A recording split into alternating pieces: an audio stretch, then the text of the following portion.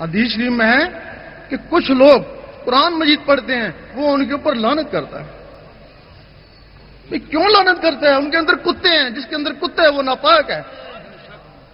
مجدد صاحب فرماتے ہیں کہ مبتدی کو چاہیے کہ پہلے ذکر اللہ کرے۔ قرآن مجید ان لوگوں کے پڑھنے کے قابل نہیں ہے جن کے نفس کتے ہیں۔ فرماتے ہیں کہ پہلے ذکر کرے، اپنے نفس کو پاک کرے، اور جب نفس پاک ہو جائے پھر قرآن مجید کو ہاتھ لگائے۔ اس وقت ایک لمحہ کا فکریہ، ایک لمحہ فکریہ 1000 سال کی عبادت سے بہتر ہے۔ نعرہ تکبیر، نعرہ رسالت۔ اب وہ نفس پاک کیسے ہوتا ہے؟ لوگ کہتے ہیں اللہ عبادت سے ملتا ہے، ہم کہتے ہیں بالکل غلط ہے، اللہ عبادت سے نہیں ملتا ہے۔ اگر عبادت سے ملنا ہوتا تو سب کو ملتا نا، ہر عبد کو ملتا ہے۔ اللہ دل سے ملتا ہے۔ عبادت دل کو صاف کرنے کا ذریعہ ہے اور نفس کو پاک کرنے کا ذریعہ ہے۔ اگر آپ عبادت سے دل کو صاف نہیں کر سکتے، نفس کو پاک نہیں کر سکتے، آپ رب کو پا نہیں سکتے۔ اب وہ جو نفس ہے تمہارے اندر، وہ پاک کیسے ہوگا؟ جو تمہارے اندر 7 مخلوقیں ہیں، وہ 7 مخلوقیں اللہ کا ذکر کرتی ہیں اگر ان کو کرایا جائے تو۔ بھائی مخلوق جو ہیں، جس طرح جن فرشتے ہیں اس طرح وہ مخلوق ہیں۔ سب سے پہلے قلب کا ذکر سیکھنا پڑتا ہے، پھر روح کا، پھر سری کا، پھر خفی کا، پھر اخفا کا، پھر انا کا۔ جب یہ سارے ذکر اندر جاری ہو جاتے ہیں، وہ جو نفس ہے اس کی غذا سانس کے ذریعے یا خوراک کے ذریعے نار اندر جاتی ہے۔ اب جب نار اندر جاتی ہے اور جو اندر اللہ اللہ ہو رہی ہے، اس کی نور کی گرمی سے وہ نار جل جاتی ہے۔ اب اس نفس تک غذا نہیں پہنچتی۔ جب غذا نہیں پہنچتی تو اس کو بھوک لگتی ہے۔ کوئی نفس تو سرکش ہیں، وہ نور کی غذا نہیں لیتے مر جاتے ہیں، اور کوئی نفس ان اپنے ہمسایہ مخلوقوں کو کہتے ہیں کہ ہمیں کچھ خوراک دو جینے کے لیے، یہ پھر انہیں نور دیتے ہیں۔ دوسرے دن پھر مانگتے ہیں، پھر اس کو نور دیتے ہیں، تیسرے دن پھر وہ مانگتا ہے، پھر یہ کہتے ہیں کہ کلمہ پڑھ، اسی کا نور تیری غذا ہو جائے گی۔ وہ صرف زندہ رہنے کے لیے پھر کلمہ پڑھنا شروع کرتا ہے۔ اس کلمے کے اثر سے وہ کالا کتا تھا، وہ سفید کتا بن گیا۔ پھر وہ کلمہ پڑھتا رہتا ہے صرف زندہ رہنے کے لیے، اس غذا کے لیے۔ پھر اس کی شکل بیل کی طرح ہو جاتی ہے۔ پھر کلمہ پڑھتا رہتا ہے، پھر کلمے کے اثر سے اس کی شکل بکرے کی طرح ہو جاتی ہے۔ پھر کلمہ پڑھتا رہتا ہے، پھر اس کی شکل اسی انسان کی طرح ہو جاتی ہے۔ اس وقت وہ انسان نماز پڑھتا ہے، ساتھ وہ بھی نماز پڑھتا ہے۔ وہ انسان اللہ کے ذکر میں جھومتا ہے، ساتھ وہ بھی جھومتا ہے۔ پھر اس کو پکڑ کر حضور پاک کی محفل میں لے جاتے ہیں۔ اس وقت حضور پاک اور حاضرین اشش کر اٹھتے ہیں کہ آفرین ہے اس کے اوپر اور اس کے مرشد کے اوپر کہ اس ناپاک کتے کو انسان بنایا اور یہاں میری محفل میں لے آیا۔ اس وقت اس کو کوئی مرتبہ ارشاد ہو جاتا ہے۔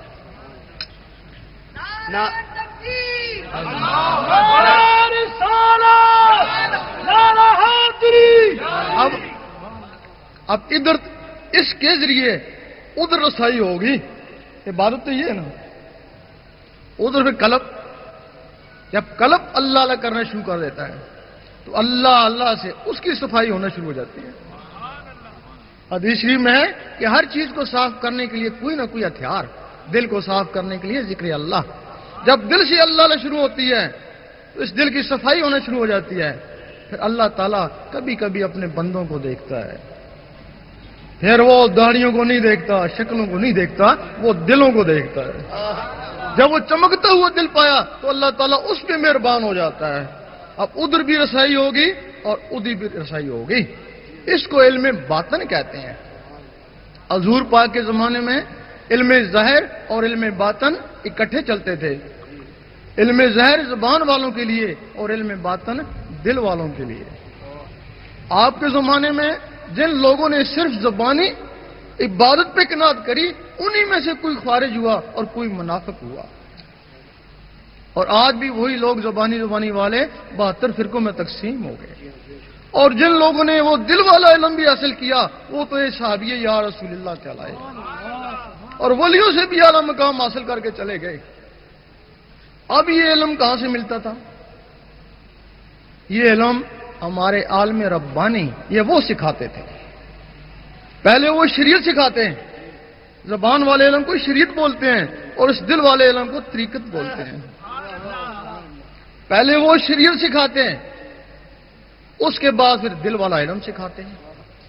لیکن عالم ربانی جب چلے گئے پھر پیچھے دوسرے عالم زبانی رہ گئے. انہوں نے کہا کہ جو کچھ ہے شریعت میں ہے، اس سے آگے کچھ نہیں ہے.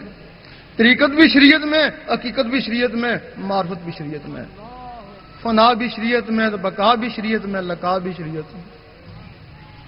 اور ہم کہتے ہیں اگر یہ سب کچھ شریعت میں ہے تو غوث پاک نے بھی شریعت سیکھی تھی، وہ جنگلوں میں کیوں گئے تھے؟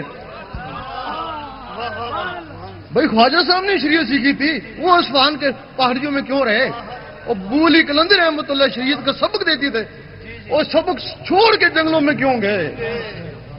وہ اس دل والے علم کے لیے گئے. شریعت تو شہروں میں سکھائی جاتی ہے نا، استاد تو شہروں میں ہے نا، جنگلوں میں استاد تو نہیں ہے نا. دنیا پر ہے کس کی شاہی؟ میرا ماہی تیرا مائی. تو جو جنگلوں والے استاد ہیں اور جن کے لیے آدمی گھر بار چھوڑتا ہے، کھانا فاقے کاٹتا ہے، وہ پھر وہ خاص ہی استاد ہوں گے نا. پھر وہ استاد حضور پاک ہے، پھر ان کو وہ حضور پاک تعلیم دیتے ہیں. پھر جب وہ مڑ کے آتے ہیں تو پھر وہ ولی بن جاتے ہیں. وہ دل والی تعلیم ہے. ہمارے علماء جو زبانی رہ گئے انہوں نے کہا شریعت سیکھو، شریعت سکھائی، ان کا شکریہ. اب کہنے لگے شریعت کے آگے کیا ہے؟ سیاست ہے، چلو سیاست کی طرف. وہ سیاست میں لے کے ادھر جانا تھا نا، اندر کی طرف، وہ سیاست کی طرف لے گئے. وہ پوچھا بھائی یہ سیاست تمہارا کام نہیں ہے، سیاسی بہت لوگ ہیں، تم کو زیب نہیں دیتی. کہنے لگے حضور پاک نے سیاست کری تھی. بھائی اگر حضور پاک نے سیاست کری تھی تو وہ سیاست نے مسلمانوں کے ٹکڑے نہیں کیے، مذہب کے ٹکڑے نہیں کیے، اس سیاست نے مسلمانوں کو یکجا کیا. تمہاری سیاست مذہب کے ٹکڑے کر رہی ہے، مسلمانوں کے ٹکڑے کر رہی ہے، مذہب کے کیا ملک کے بھی ٹکڑے کر رہی ہے. اگر وہ سیاست ہے جو حضور پاک والی تھی تب تو ہم تمہارے ساتھ ہیں نا. اگر یہ سیاست ہے تو پھر ہم کہتے ہیں خدا را ان نوجوانوں کے اندر ایک خزانہ بند ہے، ان کو اس بجائے سیاست کے ان کو روحانیت میں لگاؤ. سیاست سے اگر ان کو کرسی ملی تو تم کو ملے گی، نہیں ان کو نہیں ملے گی نا. یہ تو جیسے ہیں ویسے ہی ہے نا.